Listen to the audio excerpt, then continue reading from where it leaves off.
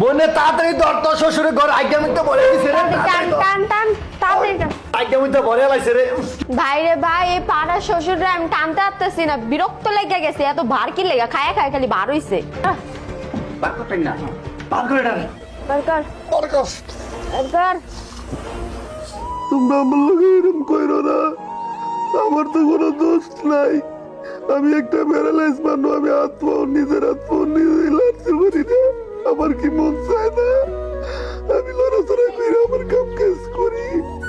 আমি না পাইরা আমি কাঠের মধ্যে আমার জরুরি কাম সাইরা লাই, আমি তো নিজেতেই করি না।